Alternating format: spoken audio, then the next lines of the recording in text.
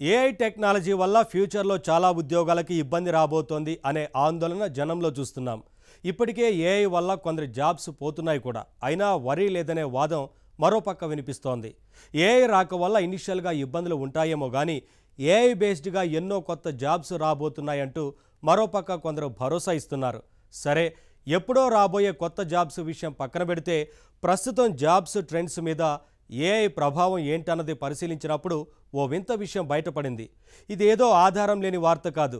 స్వయంగా లింక్డ్ఇన్ సంస్థకి చెందిన చీఫ్ ఎకనామిక్ ఆపర్చునిటీ వాళ్ళు చెప్పిన విషయం. ఇంతకీ ఏంటి వింత? ఆశావాహమైన విషయమా, నిరాశాకరమైన సంగత? ఆసక్తికరమైన ట్రెండ్ ఏంటో మీరు తెలుసుకోండి.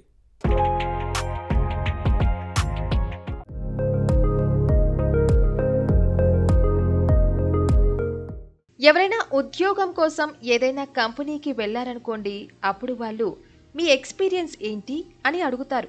జనరల్గా ఎక్స్పీరియన్స్ ఉన్న వాళ్ళకే జాబ్స్ ఇవ్వాలన్నది కొన్ని సంస్థల పాలసీగా ఉంటుంది. అయితే ఈ పాలసీ వల్ల యువత ఇబ్బంది పడాల్సి వస్తుంది.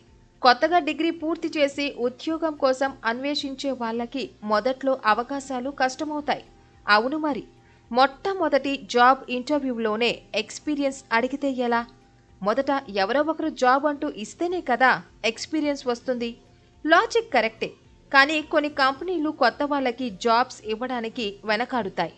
అయితే నిజానికి కొత్త వారికి జాబ్స్ ఇవ్వడంలో చాలా లాభాలున్నాయి. కొత్తగా జాబ్లో జాయిన్ అయిన వాళ్ళకి జీతం కాస్త తక్కువ ఇచ్చినా సరిపోతుంది. పైగా ఇనీషియల్ స్టేజ్లో ఉన్న వాళ్ళు వర్క్ నేర్చుకోవాలనే తాపత్రయం కలిగి ఉంటారు కాబట్టి ఏది చెప్పినా చేస్తారు, హుషారుగా పని చేస్తారు. అందువల్ల రకరకాల టాస్క్లన్నీ అప్పచెప్పవచ్చు. పైగా కొత్తగా జాబ్లోకి వచ్చాం అనే ఉత్సాహం వల్ల ఎక్కువగా పనిచేసే అవకాశం కూడా ఉంది. ఈ విధంగా చూస్తే కొత్త ఉద్యోగుల వల్ల కంపెనీలకి ఎన్నో ప్రయోజనాలు ఉన్నాయి. ఈ కారణం వల్ల కొన్ని చోట్ల ఎక్స్పీరియన్స్ లేని కొత్త వాళ్ళకి జాబ్స్ ఈజీగా దొరికే పరిస్థితి ఉంటుంది. అదే కెరియర్లో స్థిరపడిన వాళ్ళ విషయం వేరు. పెద్ద పెద్ద పొజిషన్స్లో పనిచేసే వారి విషయం తీసుకోండి. వాళ్ళు జాబ్ మారాలనుకుంటే వెంటనే మారడం కష్టమవుతుంది. ఎందుకంటే ఎక్స్పీరియన్స్డ్ వ్యక్తులకి ఎన్నో లిమిటేషన్స్ ఉంటాయి. ఎన్నో ఏళ్లుగా వాళ్ళు ఒకే వర్క్లో పాతుకుపోయి ఉంటారు. కొత్త పనులు నేర్చుకోవడానికి ఇబ్బంది పడతారు. పైగా సీనియర్ ఉద్యోగులు చాలా మందికి ఇతరుల చేత పని చేయించడం తెలుస్తుంది, కానీ వాళ్ళు నేరుగా పని చేయలేరు. ఇలాంటి కారణాల వల్ల పెద్ద జాబ్స్ చేసే వాళ్ళకి బయట అవకాశాలు తగ్గిపోతాయి. ఎంట్రీ లెవెల్ జాబ్స్ మాత్రం ఈజీగా దొరికేస్తాయి. తక్కువ జీతం, తక్కువ ఎక్స్పీరియన్స్ సరిపోతాయి కాబట్టి ఈజీగా జాబ్ ఇచ్చే అవకాశం ఉంటుంది. అయితే ఇప్పుడు లింక్డ్ఇన్ వాళ్ళు చెబుతున్న ప్రకారం చూస్తే ఈ పరిస్థితి మారింది. ఇప్పుడు ఎంట్రీ లెవెల్ జాబ్స్ పొందడమే ఎక్కువ కష్టంగా ఉందట.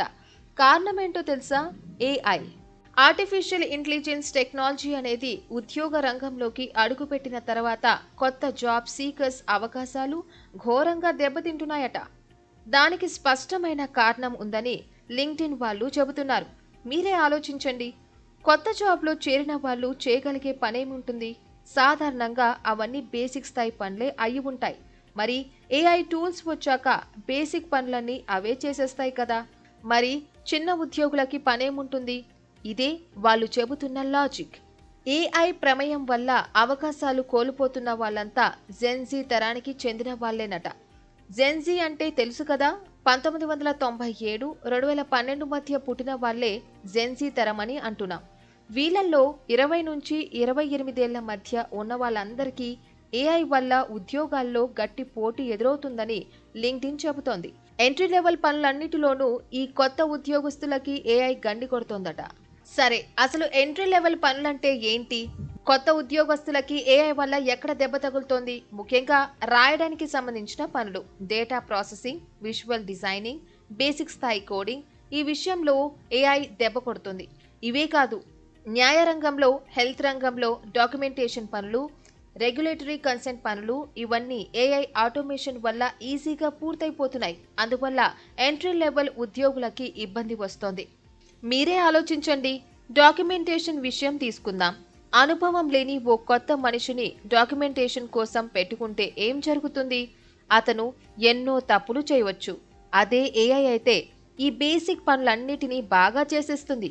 ఫైనల్గా ఒక్కసారి చెక్ చేసుకుంటే సరిపోతుంది. అందుకే ఇప్పుడు ఈ రకం ఎంట్రీ లెవెల్ పనులన్నిటినీ కంపెనీలు ఏఐకి అప్పచెప్పేస్తున్నాయి. అందువల్లే ఈ ఎంట్రీ లెవెల్ ఉద్యోగాల్లో అవకాశాలు తగ్గిపోతున్నాయి.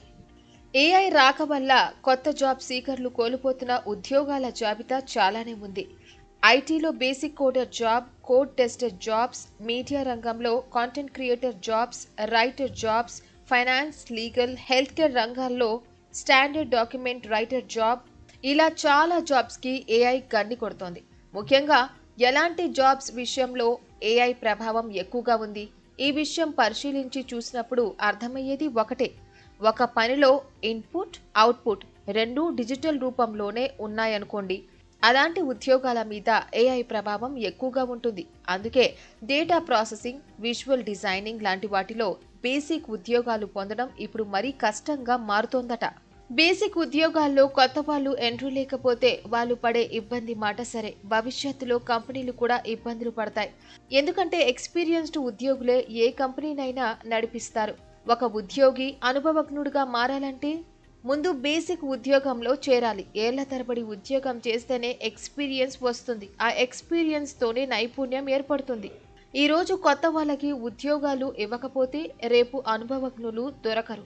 పైగా టెక్ టూల్స్ ఎక్కువైపోవడం వల్ల ఎవరికి వారే బతికే అవకాశాలు పెరిగిపోతున్నాయి ఇప్పుడు. కాబట్టి భవిష్యత్తులో ఉద్యోగుల కొరత ఏర్పడినా ఆశ్చర్యపోనక్కర్లేదు. అయితే కంపెనీలు ఈ ప్రమాదాన్ని గుర్తించడం లేదు. బేసిక్ పనులకి ఏఐని వాడేస్తే చాలనుకుంటూ కొత్త ఉద్యోగులకి అవకాశాలు తగ్గించేస్తున్నాయి. సరే, కంపెనీల భవిష్యత్తు విషయం పక్కన పెడితే ప్రస్తుతం ఎంట్రీ లెవెల్ జాబ్స్ కోరే వాళ్ళు ఏం చేయాలి? బేసిక్ జాబ్ ఎక్స్పీరియన్స్ పొందడానికి ఏఐ అడ్డం వచ్చేస్తుంది కదా. మరి ఆ ఏఐ అడ్డంకిని దాటుకుని ఎదిగే మార్గాలేంటి? ఉద్యోగాలు ఎలా పొందాలి? దీనికి సింపుల్ సొల్యూషన్ ఏంటంటే ఏఐని శత్రువుగా భావించకుండా మిత్రుడిగా మార్చుకోవడమే. ఏఐ మన ఉద్యోగాలకి అడ్డం వస్తుందని అనుకోకుండా ఏఐని ఉద్యోగం కోసం వాడుకోవడమే. ఇలా చేస్తే కొత్త ఉద్యోగార్థులు ఏఐ సవాలును ఈజీగా ఎదుర్కోవచ్చు. కోరేది ఎంట్రీ లెవెల్ జాబ్ మాత్రమే కావచ్చు, కానీ కొత్త టెక్నాలజీలు నేర్చుకోవడం, ముఖ్యంగా జనరేటివ్ ఏఐ, మిషన్ లెర్నింగ్ల మీద పట్టు సాధించడం చాలా అవసరం. ఏదో పాతకాలం ఉద్యోగిలా పనిచేయడం కాకుండా ఏఐతో లింక్ ఉండే కొత్త పనుల మీద యువత దృష్టి పెట్టాలి. Chatbot developer, prompt engineer, AI ethics specialist, AI developers, ఇలా కొత్త అవతారాలు ఎత్తాలి. ఇలా చేయాలంటే ముందు ఏఐ నేర్చుకోవాలి. ఒకసారి ఏఐ మీద పట్టు సాధిస్తే ఇక ఆ తర్వాత అవకాశాల వర్షమే. ఏఐ నైపుణ్యాలు ఉన్న వాళ్ళకి ఇప్పుడు ఎంతో డిమాండ్ ఏర్పడుతోంది. భవిష్యత్తు ఏఐ పైనే ఆధారపడి ఉంది. కాబట్టి అసలు విద్యార్థులంతా ఏఐని తమ చదువుల్లోనే భాగంగా మార్చుకోవాలి. అలా ఏఐ ఆధారిత సిలబస్ లేకపోతే బయట ఏఐలో కోర్సులు చేయాలి. ఇలా చేస్తే యువతకి ఎక్స్పీరియన్స్ లేకపోయినా ఉద్యోగాలకి తలుపులు తెరుచుకుంటాయి. జాబ్కి కొత్తైనా కొత్త నైపుణ్యాలు కలిగి ఉన్నప్పుడు కంపెనీలో సీనియర్స్ని మించి ఎదిగే అవకాశం ఉంటుంది. ఈ విషయాలని గుర్తుపెట్టుకుంటే యువత కెరియర్కి డోకా ఉండదు.